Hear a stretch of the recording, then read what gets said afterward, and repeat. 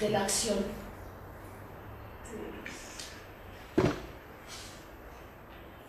Bueno, esta parte de las concepciones,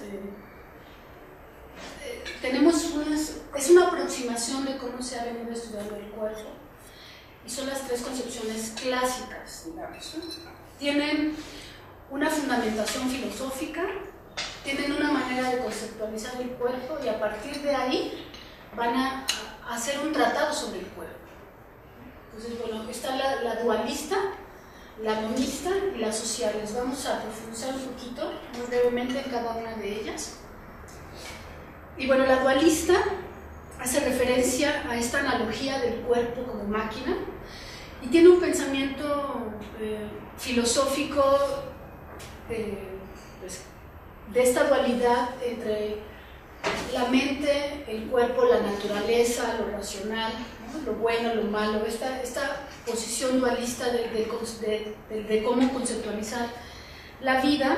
Es una posición que habla de una jerarquía que le da un rango diferente a la naturaleza, como en un rango inferior a la mente, que es la razón, ¿no?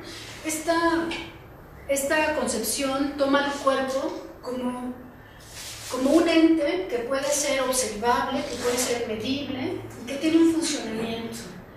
Entonces se va a trabajar sobre el cuerpo a partir de esta perspectiva, principalmente en la funcionalidad del cuerpo. El cuerpo como algo que funciona, que se puede conocer su mecanismo, y por lo tanto es algo que se puede mejorar, que se puede corregir, ¿no? Que se puede medir, que se puede separar, ¿no?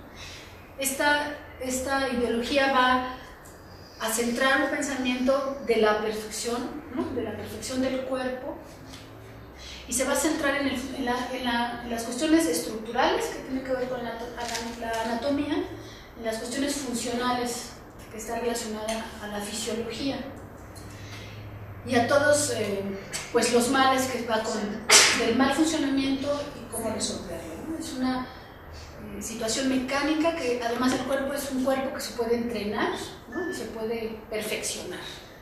Entonces, bueno, es un pensamiento que viene del siglo XVII, pero que forma como base todavía del pensamiento, pues, de la educación física muy ortodoxa, ¿no? Esta educación física que va encaminada hacia el entrenamiento del cuerpo en funcionalidad, principalmente, ¿no? La concepción monista habla de que el cuerpo es un todo, y en el todo es a través del cuerpo que vivimos el universo, ¿no? Somos un todo con el universo.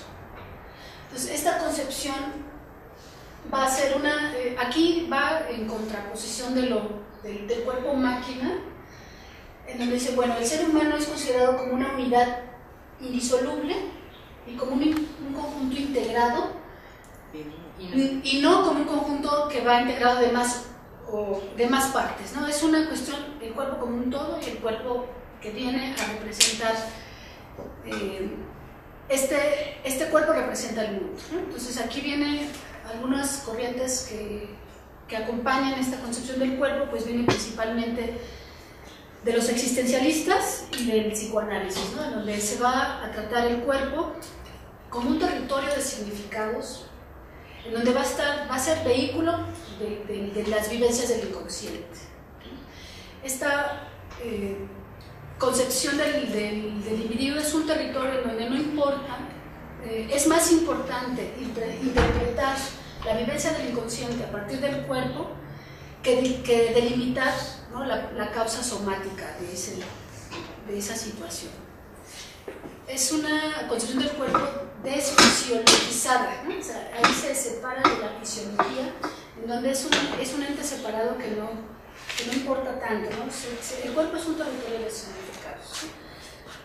En el existencialismo se habla del mundo de los sentidos, o el cuerpo somático, ¿no? O sea, así lo mencionan, y es un cuerpo que tiene un papel simbólico del inconsciente, y el cuerpo es el vehículo de la pulsión, ¿no? Es en donde se ve reflejada y también se esconde la pulsión, ¿no? Ese es el vehículo de la pulsión. Y hay hay tres. El cuerpo es una toma de conciencia para nosotros mismos en torno al mundo, ¿no? Aquí Sartre expone desde los existencialistas que la presencia en el cuerpo se puede vivir en tres niveles. La primera es que podemos vivir el cuerpo para el ser, que es un cuerpo no consciente, un cuerpo que tiene su propio ritmo, ¿no? Es como esta manera automática de vivir el cuerpo sin prestar atención a cómo se mueve, a qué hago para moverme, ¿no? O sea, esa falta de conciencia del cuerpo. Es un cuerpo más interiorizado, más automático, y es ese cuerpo para el ser, ¿no? Ahí entran las partes de la funcionalidad cotidiana del cuerpo, como el caminar o el trepar o el moverse, que no tenemos esa conciencia todo el tiempo de qué estamos haciendo para movernos en cada una de estas tareas, ¿no? Entonces, es un cuerpo para el ser. El otro nivel de presencia en el mundo del cuerpo es el cuerpo para el otro. En esta parte es un cuerpo observado desde el exterior, que lo va a observar como un cuerpo objeto. Es la mirada desde afuera, que va a observar ese cuerpo en movimiento o estático, y que es un cuerpo que yo miro de manera mecánica, o sea, es un cuerpo de movimiento y que va a tener esta connotación de cuerpo objeto. Y es la mirada desde afuera. La tercera forma de estar de presencia en el mundo tiene que ver con el cuerpo del otro percibido por el ser. Y aquí menciona que esta parte es de cómo el individuo percibe la manera en que el otro lo observa. Es esta parte de interiorizar la mirada del otro y que ya va a partir de la subjetividad del sujeto. Entonces, ¿como por ejemplo? Aquí en el texto que encontré, hablaba de un ejemplo muy clarificador, ¿no? Que decía que en el caso, por ejemplo, de un escalador, o sea, el cuerpo para el ser es el escalador está a punto de llegar a una montaña tiene un tramo de la montaña muy complicado. El cuerpo para el ser es este cuerpo que está ejecutando el movimiento para trepar, pero el sujeto está pensando, ¿no? Como en este logro de la montaña, y su cuerpo está en ese actuar automático de movimiento de la escalada. El cuerpo para el otro sería de un observador que lo está viendo como escala, está viendo cómo se mueve, qué movimiento se ejecuta, de dónde se agarra, ¿no? Si tiene fuerza, si está flácido, ¿no? Esta mirada del otro. Y la mirada, el cuerpo para el otro percibida desde el ser, podría ser que el escalador se da cuenta de que está siendo mirado por el otro, y entonces se sabe observado, y es en este saberse observado que puede entrar la subjetividad. Por ejemplo, puede percibir más temor, puede vivir una vergüenza de fallar, ¿sí? Entra en juego esta subjetividad a partir de la mirada del otro. Antes no existía, ¿no? esa percepción cuando él no había visto que le miraba, ¿no? Más o menos es esta percepción. A mí me surge otro punto ahí que podría ser un poquito más en el desarrollo infantil. La mirada del otro, con la mirada del otro te construye tu autoconcepto o tu ser, ¿sí? Tu yo, cómo es, porque te están mirando, y en la medida en que te miran existes y tienes diferentes partes de tu cuerpo. Es como también integrarte todo, que los ejemplos sobre la genitalidad son los, digamos, más comunes. O sea, los genitales no se ven y parece que existen. O sea, no me los ven ni los veo. Sí, este cuerpo observado del otro, observado desde el ser, tiene una preocupación, ¿no? Por causar una impresión ante la mirada del otro, ¿no? O sea, se preocupa, es más vulnerable, es una mirada que enjuicia, ¿no? A sí mismo, y a partir de ahí reacciona, ¿no? Toma acciones, detiene el movimiento, detiene, o sea, es a partir de ahí que decide cómo se va a mover, ¿no? Es una es un cuerpo que reacciona ante esa percepción del otro. Entonces, bueno, esa es la dimensión de cómo está, que propone Sartre, de la presencia que tenemos del cuerpo en el mundo. Y que además es un resumen del mundo, dice, ¿no? El cuerpo representa al mundo. Es como esta parte de monista. ¿Cuál es la fuente, la referencia de eso? Está, creo que en donde están las tres primeras, donde está la lista, ahí está. ¿Es este? Ah, ahí está. Es este Víctor Teresa Manero. Es una revista electrónica, ¿no? Ahí está la foto.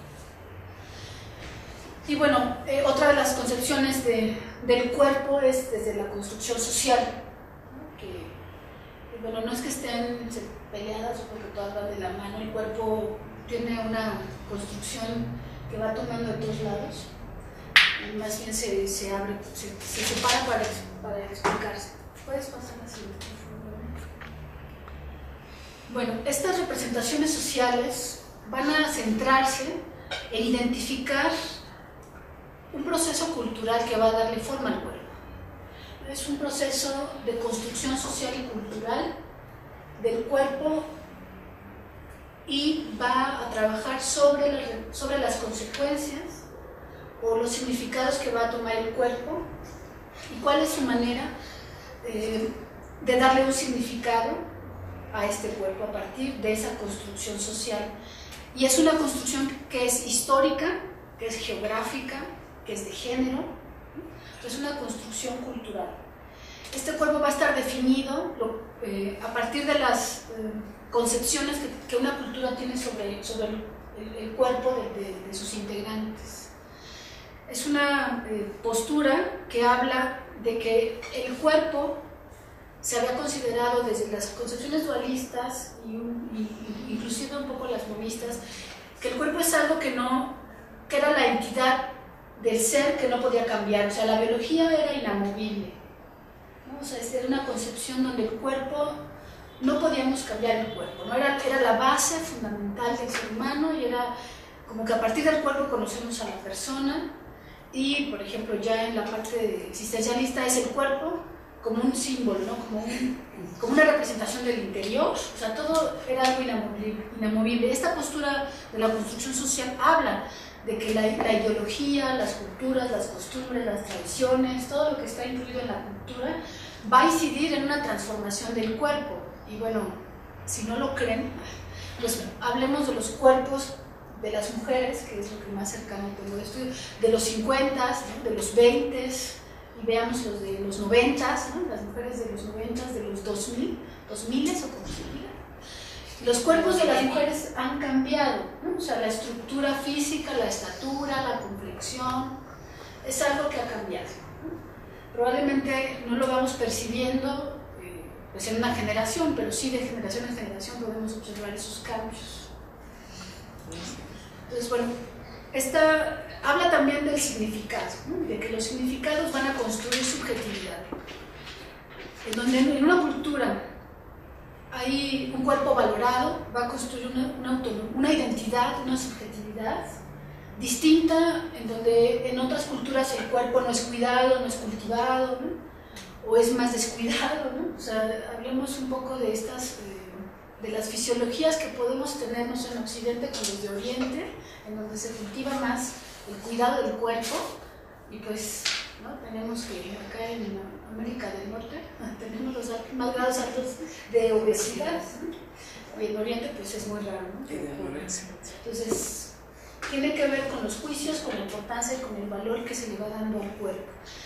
Y es a partir de esta conceptualización que se va a tratar el cuerpo, ¿no? O sea, el cuerpo se va a tratar, si es una construcción social, entonces es algo que podemos evaluar colectivamente, ¿no? Que podemos inferir, ¿no? Que podemos teorizar sobre cómo está presionando, exigiendo una cultura, cuáles son las exigencias que una cultura impone para la salud, para el desarrollo del cuerpo, y cómo estamos sintiéndonos desde lo subjetivo y desde el interior con esas posturas.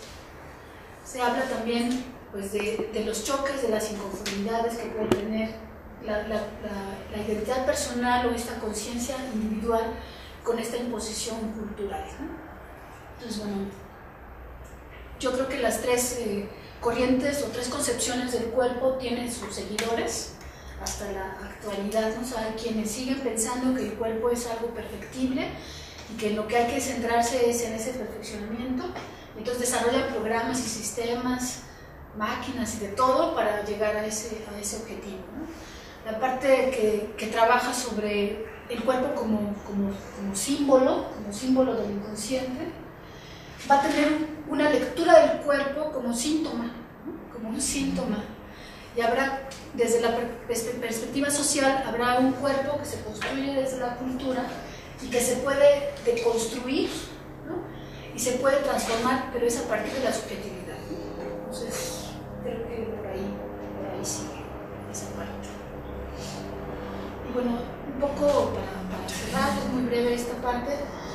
La educación somática sí es tomada también en un artículo de Joly, que está ahí la fuente.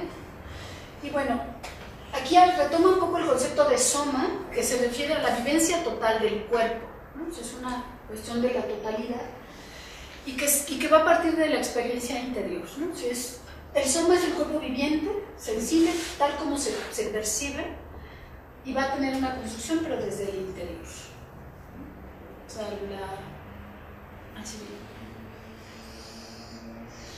la educación somática es, como está definido ahí en este artículo, es un campo disciplinario de los métodos. Ya veíamos en el libro que hay una variedad impresionante y muy interesante, pero que tiene 4 elementos centrales, ¿no? Que es un aprendizaje a través de la conciencia del cuerpo, el cuerpo que siente y que va a estar en movimiento dentro de un ambiente, ¿no? O sea, los 4 elementos centrales de la educación somática es el aprendizaje, la conciencia del cuerpo, el movimiento y el ambiente o escenario o espacio, ¿no? De donde se ejecuta ese movimiento y esa presencia del cuerpo. Bueno, es lo que ya mencioné, que está determinados a esos grandes ejes de conocimiento. Entonces, de manera muy general voy a definir estos 4 para tratar como de integrarlos ya en una definición más completa. Entonces, la palabra aprendizaje como tal habla de estas capacidades de los sistemas vivientes de desarrollarse, de mejorar, de nutrirse, ¿no? Y de crear conexiones más sólidas que permitan la maduración, ¿no? Eso es como lo que se entiende por aprendizaje. O sea, estos procesos que van a permitir esa maduración a partir de la autorregulación.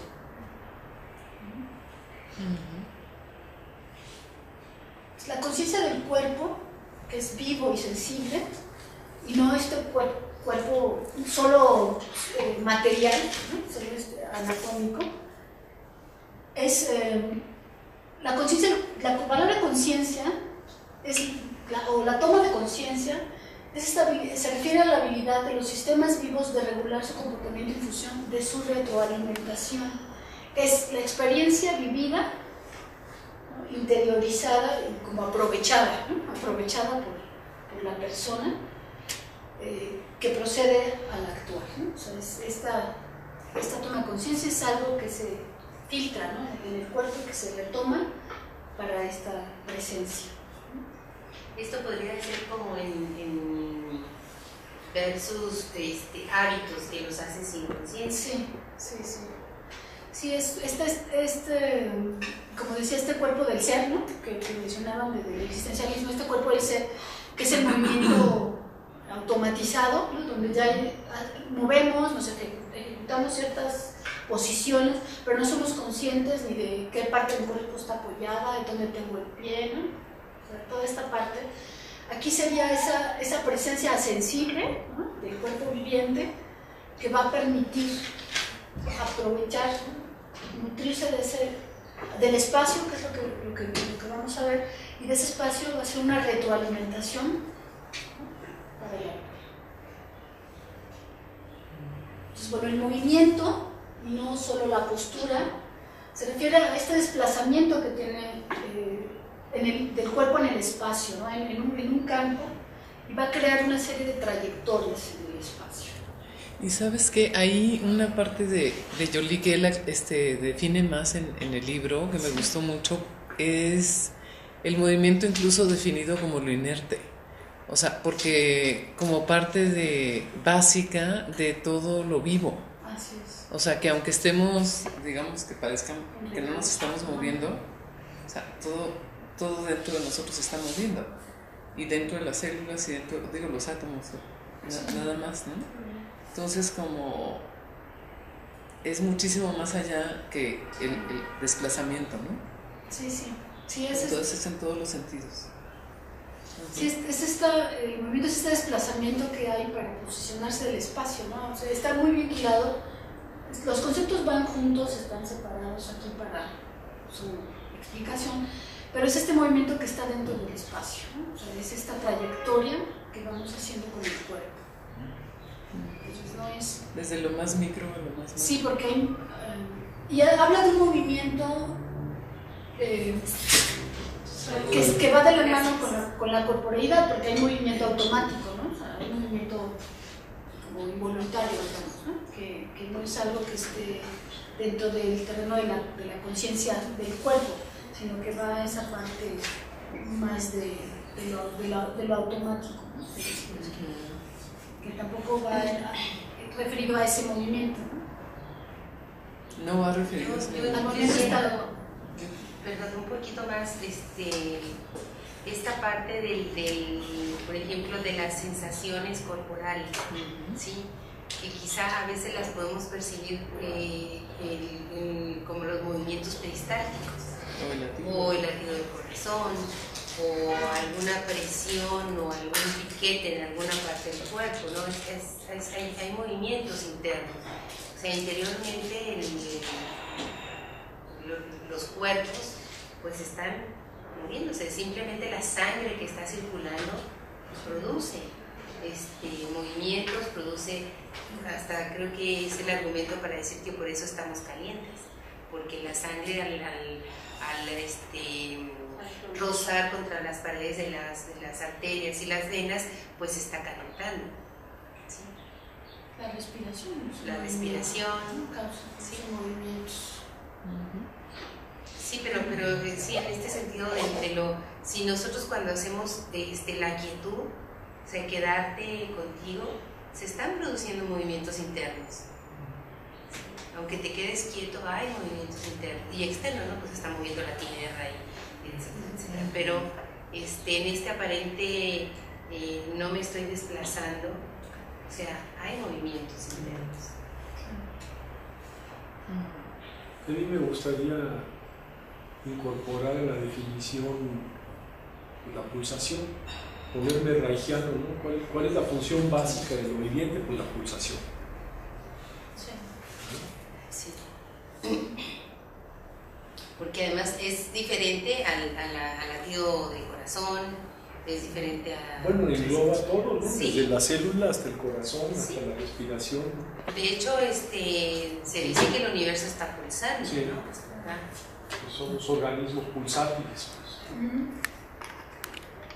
Bueno, el espacio, que es finalmente el elemento, que la palabra espacio da al cuerpo viviente un contexto, ¿no? Es a partir del espacio que el movimiento toma sentido, toma significado, y también al cuerpo, ¿no? El cuerpo va a estar en un contexto, en ese espacio, y es un ambiente, es un espacio que no solamente es un espacio físico, ¿vale? ¿No? Sino es un ambiente, ¿no? Con una serie de características que va a envolver el desenvolvimiento del cuerpo, ¿no? O sea, es esta parte que le va a dar como esta contención, ¿no? al cuerpo. Que de hecho lo podemos ver en cómo las personas que viven en el desierto tienen otra forma de estar que las personas que viven en la selva, o el desplazamiento que hacen, ¿no? Y de ahí también, pues, los cubículos de interés social que te permiten poco movimiento, perdón, las casas de interés social que permiten poco movimiento, ¿sí? y el ambiente también conforma los cuerpos. Sí. Pero además, como lo dijiste, como el ambiente te envuelve, es también esta relación con el medio ambiente, el cuidado, o sea, que no está separado de nosotros el medio y que no lo tenemos que destruir, ¿no? Como ha sucedido hasta entonces. Lo dijiste el ambiente que te envuelve, así como si fuera la placenta, ¿no? Que nos permite estar aquí. Bueno, que no solo es un ambiente físico, ¿no? O sea, también aquí pues, hay un ambiente simbólico que da es una envoltura también simbólica. De hecho, hay estudios que tienen que ver con psicología ambiental, en donde han encontrado que hay edificios o casas que enferman. ¿Sí? Entonces, yo, por ejemplo, conocí muchísima gente en Yucatán cuando estaban haciendo las casas de interés social. O sea, había gente muy lastimada de la espalda, ¿sí? Porque ellos, como duermen en hamacas, entonces las hamacas ya no tenían esa manera esa longitud para moverse, sino que ya estaban así como si fueran una U, ¿sí? Cuando tendría que estar más... una sonrisa. Sí, como una sonrisa, ¿no? Sí, enferma. Pero y aparte es un ejemplo muy crudo de cómo hay una ruptura también con lo que es la cultura de un lugar por parte de un interés ahí, va a haber muy hippie, pero capitalista y mala onda, porque hacen un montón de casitas y no consideran que la cultura de ese lugar y por su ecología, por su medio ambiente tan caluroso, pues es dormir de esa manera, ¿no? No puedes obligar a alguien a dormir en una cama, porque no es ni lo cómodo, ni lo tradicional, ni lo saludable, ni lo que está como hábito de ese lugar. Pero no le importa. Y no solo la falta de respeto, digo, a la cultura, sino lo que produces. O sea, produces gente, por supuesto, no solo enferma de la espalda, sino todo lo que te produce el hacinamiento, el estar encerrado. Hay, por fortuna, una corriente de la arquitectura, ¿te acuerdas que lo platicábamos?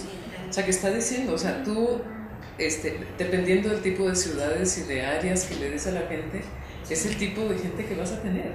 Entonces, si les das un pueblo todo jodido, vas a tener gente jodida. O sea, si lo tienes que arreglar la arquitectura, si quieres tener gente que tenga un ambiente interno, ¿no? De desarrollo, lo tienes que reflejar en la arquitectura. Entonces, por fortuna, sí. No, si ustedes pueden ver las colonias ahora que hacen de unidades habitacionales donde ni siquiera hay espacios para los jóvenes, ni para los adultos mayores, o sea, es casa sobre casa, y no hay un lugar, un jardín, digamos, donde la gente pueda ir a moverse, por lo menos, ¿no?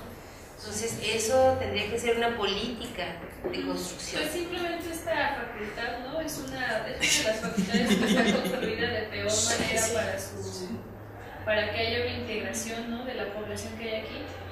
Desde el hecho de que no hay un lugar claro como para concentrarse, convivir y hablar tranquilamente.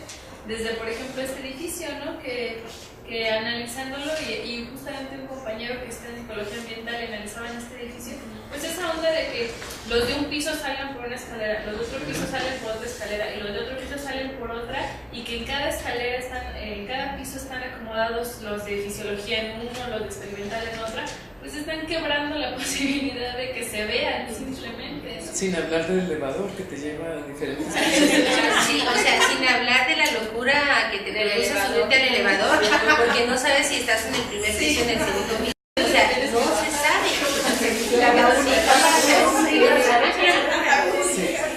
Y el elevador es estratégico para que convivas y preguntes.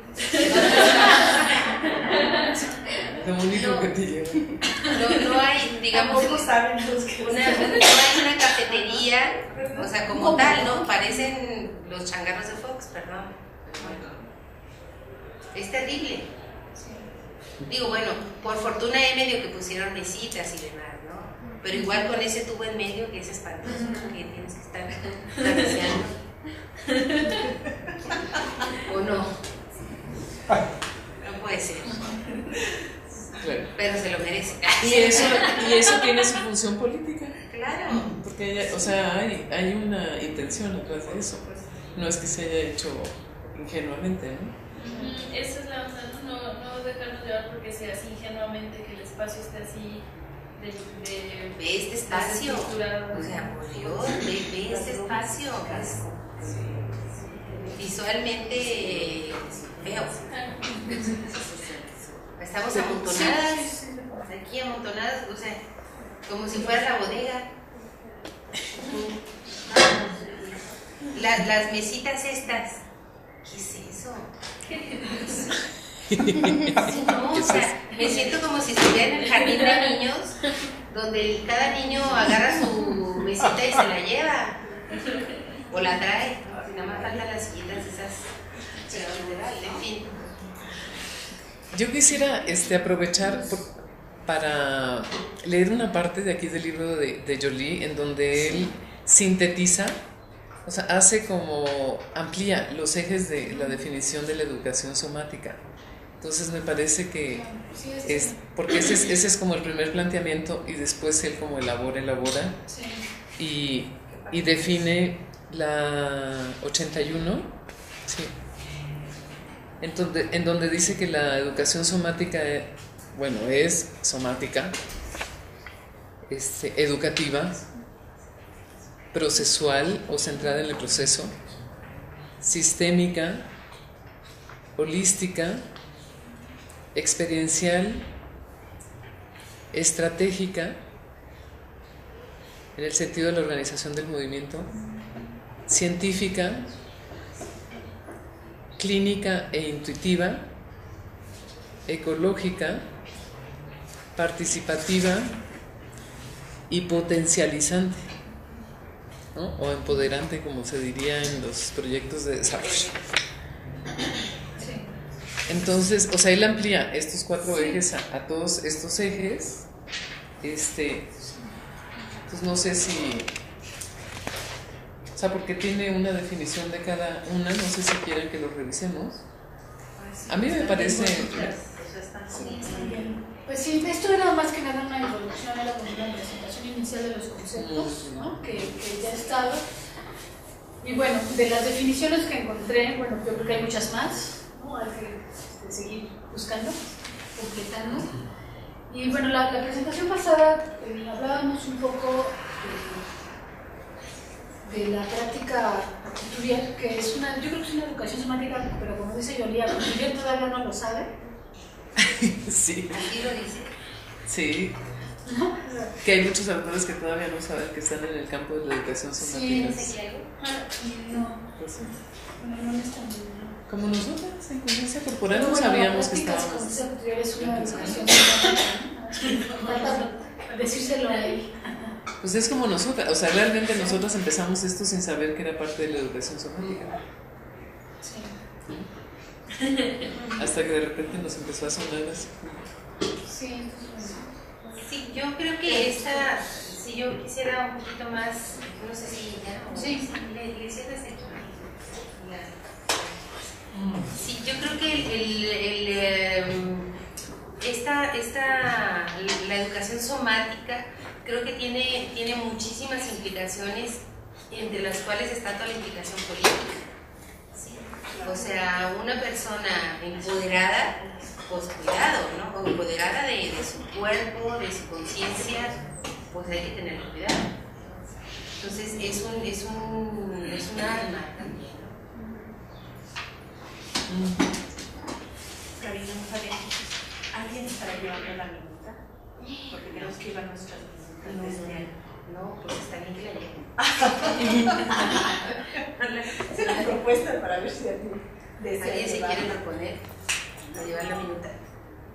¿Quieres que reconociéramos que tú las haces muy bien? No, lo propongo porque traigo muchas tareas encima, digo. Pero además porque lo tenemos que como ir en nuestras memorias, ¿no? Si alguien se quiere proponer.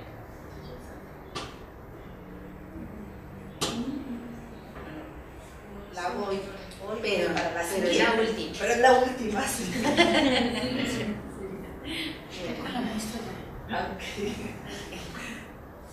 Sobre esto que acaba de exponer Elizabeth de lo que nos trajo aquí de las definiciones de cuerpo, corporeidad, soma, ¿alguien tiene algún comentario en relación a lo que leyó, alguno de sus textos?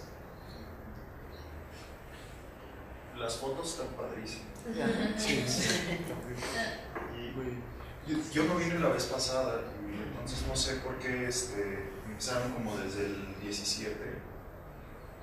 ¿Qué es el 17? Del siglo XVII. No, es un poco las concepciones, cómo se ha venido estudiando el cuerpo, y las primeras concepciones del cuerpo vienen de esta época. Estas concepciones actuales, ¿no? ¿De dónde vienen más o menos los pensamientos? Pero en la historia del cuerpo yo creo que hay mucho más. Sí, o sea, como que desde los griegos hay toda una visión que centra la educación, la religión y demás en la negación y en la represión del cuerpo. Y por otro lado, en Oriente está como primero genera la conciencia del cuerpo para que puedas alcanzar el conocimiento o la iluminación. Es como, no sé, yo me quedé como un poquito de ganas de ver esa parte, ¿no? de explorarlo.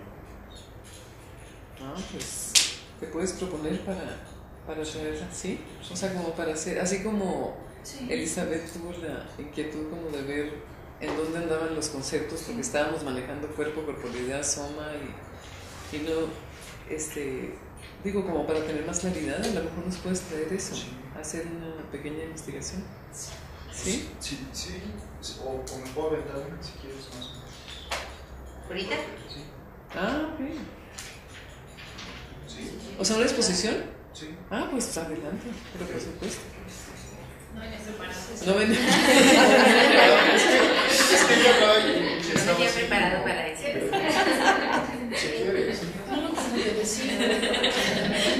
Es que, Pero aquí está mi presentación. Es que ¿Me puedo abrir alguna cosa?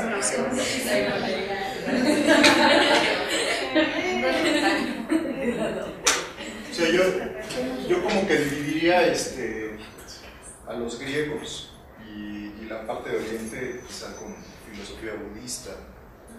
Entonces, los griegos desde los presocráticos tienen esta idea ahorita que hablabas de movimiento. Están Leucipo y Demócrito, que son los que hablan del átomo. Y luego Heráclito de Éfeso, que es el que dice que nadie se baña dos veces que todo es movimiento, que es una visión contraria para Parménides, que habla del absoluto, de que nada se mueve y que el movimiento solo es aparente y no existe. Pero después de Leucipo y de Demócrito llega Platón, y Platón plantea como esta dualidad entre el topos y el Uranus, ¿no? El topos como el mundo de las ideas y de la razón, y el Uranus como lo pegado a la tierra, y hace esta división entonces entre mente y cuerpo. Así que no fue idea de Descartes. Donde él dice que el cuerpo es la prisión del alma. ¿La prisión de? Del alma. O sea, que el hombre está atado por su corporeidad, que no le permite alcanzar su esencia verdadera, que es la razón, la búsqueda de la verdad, la búsqueda de la virtud. Este es Platón, y de ahí viene lo del amor platónico y todo, que yo te amo acá, pero no te alcanzo a hacer esto. Pero al mismo tiempo es vacío, porque con las Olimpiadas los griegos hablan de mente sana y cuerpo sano, ¿no? De esta conexión mente-cuerpo, que también tiene una función mecanicista de ver al cuerpo como máquina a través de las Olimpiadas, ¿no? Con este dicho de Sitius Altius Fortius, más alto, más rápido, más lejos. Es decir, cómo preparamos al cuerpo para que cumpla funciones específicas, no para que se genere una conciencia. Y después de Platón viene Aristóteles, que habla que habla de la búsqueda de la virtud. Y la búsqueda de la virtud se entiende como la satisfacción del deseo, que es cuando lo incorporan los romanos a través de las prácticas dionisíacas, que tienen que ver con la satisfacción del hedonismo. Ajá, el hedonismo, ¿no? O sea, darle un gusto desbordado al cuerpo. Pero al mismo tiempo, estas prácticas son las que llevan al colapso del Imperio Romano y viene, ¿cómo se llama? Viene toda la parte religiosa que se apoya en esta idea de Platón, donde dice el cuerpo es la prisión del alma. Y entonces hay que negar al cuerpo para alcanzar el topos, ¿no? la realización plena. Y entonces vienen todas estas prácticas monásticas de castigar al cuerpo, como un vehículo de purificación del alma. Y vienen todavía llegan los españoles a las Américas, a las Indias, y se sorprenden de ver a estos semidesnudos. Por ejemplo, la primera santa en Perú, Santa Rosa de Lima, era una monja que era muy bonita y que la hacen santa porque se rasgaba la cara y se echaba tierra y hacía como que toda su vida en el monasterio se concentra en el dolor y en el afear su purificación. Y eso se va convirtiendo como es algo que se celebra, ¿vale? Y si vamos todavía más allá, llegamos a la época victoriana, ¿no? Sí. A mí esto que acabas de relatar me lleva muchísimo a la imagen de la exposición de Sandra la semana pasada, donde ella explica lo que dice Reich en torno al castigo corporal, ¿no? Que por ahí tiene que salir toda esa energía contenida. Así lo entendí, pero en cuanto vi yo la imagen que puso del sadomasoquismo y la explicación que nos dio, la asocié exactamente a lo que estás diciendo. Y cómo podemos conectar a que esta visión de Reich con lo que se hace se hacía en los grupos religiosos, ¿no? Se hace. ¿Todavía se hace?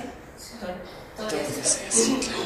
Esta parte también de la religión, en esa dualidad entra lo que es la naturaleza y razón, ¿no? Es esta parte donde la naturaleza... Exacto, o sea, la naturaleza, el alma es inmortal, ¿no? El cuerpo es mortal. El cuerpo, hay una novela que se llama El nombre de la rosa, de Humberto Eco, y hay una parte en la que el monje Atzo, el aprendiz del gran maestro, está viendo a una mujer que está en el mercado haciendo, y él está como así con toda el líbido viéndola, y el monje se voltea y le dice: ¿qué ves si es nada más ¿cómo se llama? Un saco de peos y mocos? Y dice que cuando él visualiza a esa mujer que le gusta de esa manera, siente como hasta náuseas. Esa idea de sepárate, ¿no? Sepárate. Pero, por ejemplo, en Inglaterra todavía hay esta duda de si realmente Jack el Destripador existió o no existió, ¿no? Si era una persona traumada que mataba prostitutas, o era la reina Victoria que mandaba matar a las prostitutas porque su hijo o algo así había agarrado sífilis con una de ellas. Y es otra vez como toda esta parte de la negación del cuerpo. Y luego por otro lado está como Oriente con Buda, Es que me gustó mucho lo que ella está diciendo, porque como que todo esto lo estudias como filosofía, pero ahorita que lo ligas con la parte del cuerpo también entra y se conforma en un discurso que se hace práctica y que tiene una implicación, como decías tú, política y social en el desarrollo de la cultura de una civilización. En este caso, nosotros Oriente, perdón, Occidente. Pero por ejemplo, la historia de Buda es como este príncipe que nace en el reino de Kapilavastu y los adivinos le dicen al rey cuando sabe que su esposa está embarazada, que está preguntando como qué destino le depara a mi hijo. El Walter Mercado y esos de ese tiempo le dicen, ¿cómo se llama? Tu hijo puede ser como un gran conquistador o un mendigo. Y entonces el rey se aflige mucho y dice, ¿cómo evitar que mi hijo sea un mendigo? Entonces él se propone que el hijo nunca experimente la carencia de nada y lo va protegiendo, y el niño va avanzando. Y todo es como felicidad. Hasta que un día sale ¿cómo se llama? Del reino con su escudero y encuentra a una persona que está así como deforme y no entiende sí. Y entonces le explican que es una persona enferma y no sabe lo que es la enfermedad, y entonces le dice que eso que él ha vivido se llama salud, pero que la salud no es una como característica permanente de una persona.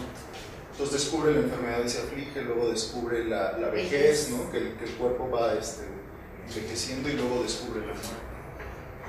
Entonces, cuando se da cuenta como de esas tres verdades, de que estás joven pero vas a envejecer, y a lo mejor sin envejecer te vas a enfermar, y de qué seguro de que te vas a morir, dice, no, pues me voy del reino, ¿para qué me quedo? ¿De qué me sirven las riquezas? Y el papá le dice, no te vayas, y le dice, bueno, no me voy si me cumples, si me aseguras que no me voy a enfermar, no me voy a morir, y entonces ahí abandona el reino y va como en búsqueda de su propia verdad. Y está como esta visión del Buda delgadito, que es el que empieza a ayunar para alcanzar la iluminación. Y es como una imagen de que la iluminación no la vas a conseguir matando al cuerpo, sino que la tienes que conseguir con tu cuerpo. Y está el otro Buda japonés, que es un Buda gordito, aunque le sobas la pancita. Que es un Buda, digamos, como más pleno. Y entonces desde aquí en Japón pues está también todo el rollo de las geishas, que las geishas son estas mujeres entrenadas para brindar un placer corporal, ¿no? Todas las artes que permitan la satisfacción corporal, pero del hombre. Ahí ya lo que habría que revisar sería una cuestión de género. Pero como que esto se retoma acá con Reiki y todos ellos, ¿no? Como que hay una visión más hacia acá que hacia acá, ¿o no? Es como una reflexión de lo que es una reflexión y una propuesta de cómo hacer una integración, una reflexión de cómo se ha visto al ser humano en esta división de mente y cuerpo, y de qué manera se puede integrar, de qué manera está integrado.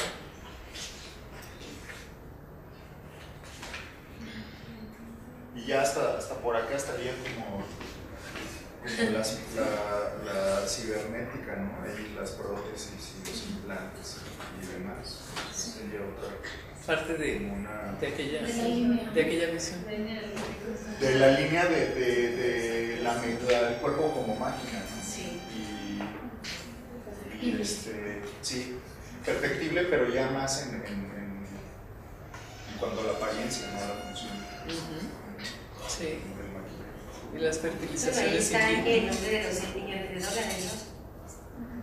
El programa ese de más rápido y no sé qué, es el que le reconstruyen todo el cuerpo y el ojo y el brazo y las piernas y cosas así.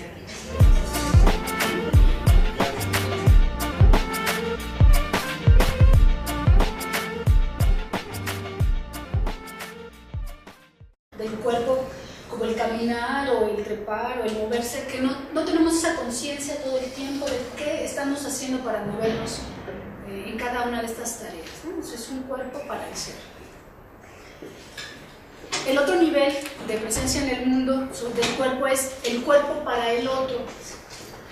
En esta parte es un cuerpo observado desde el exterior, que lo va a observar como un cuerpo objeto. Es la mirada desde afuera, que va a observar ese cuerpo en movimiento o estático, y que es un cuerpo que yo miro de manera mecánica, o sea, es un cuerpo de movimiento y que va a tener esta connotación de cuerpo objeto. Es la mirada desde afuera.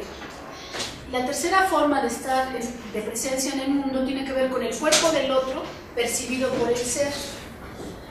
Y aquí menciona que esta parte es de cómo el individuo percibe la manera en que el otro lo observa, ¿no? Es esta parte de interiorizar la mirada del otro y que ya va a partir de la subjetividad del sujeto. Entonces, ¿Como por ejemplo? Aquí en el texto que encontré, hablaba de un ejemplo muy clarificador, ¿no? Que decía que en el caso, por ejemplo, de un escalador, o sea, el cuerpo para el ser es el escalador está a punto de llegar a una montaña tiene un tramo de la montaña muy complicado.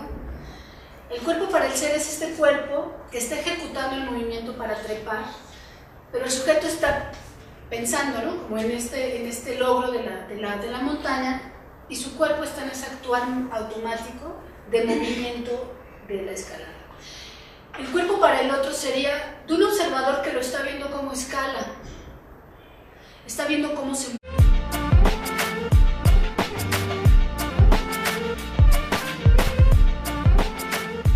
totalmente encerrado en el cuerpo, pero también en su movimiento. Conceptos de cuerpo, corporeidad de la acción.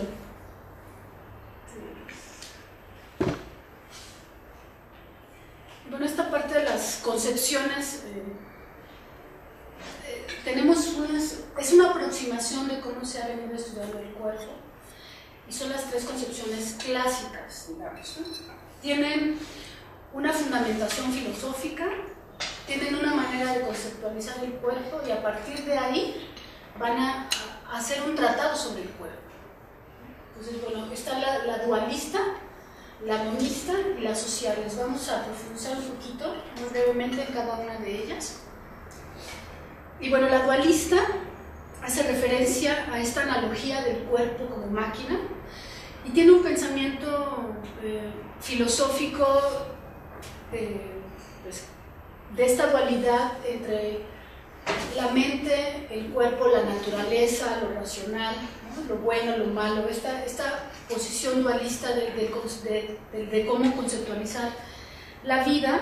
Es una posición que habla de una jerarquía que le da un rango diferente a la naturaleza, como en un rango inferior a la mente, que es la razón, ¿no?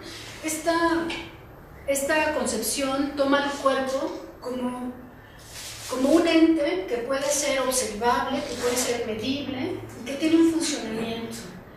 Entonces se va a trabajar sobre el cuerpo a partir de esta perspectiva, principalmente en la funcionalidad del cuerpo. El cuerpo como algo que funciona, que se puede conocer su mecanismo, y por lo tanto es algo que se puede mejorar, que se puede corregir, ¿no? Que se puede medir, que se puede separar, ¿no?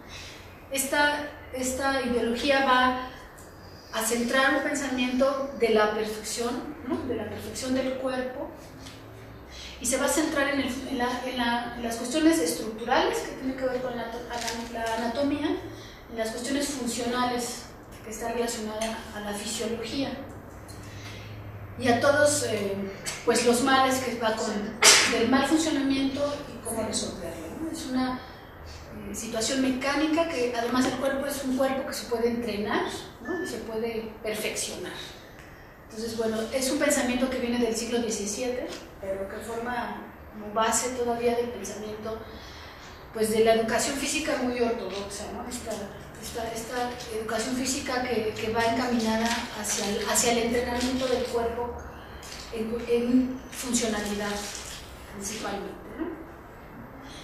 La concepción monista habla de que el cuerpo es un todo y en el todo es a través del cuerpo que vivimos el universo, ¿no? Somos un todo con el universo.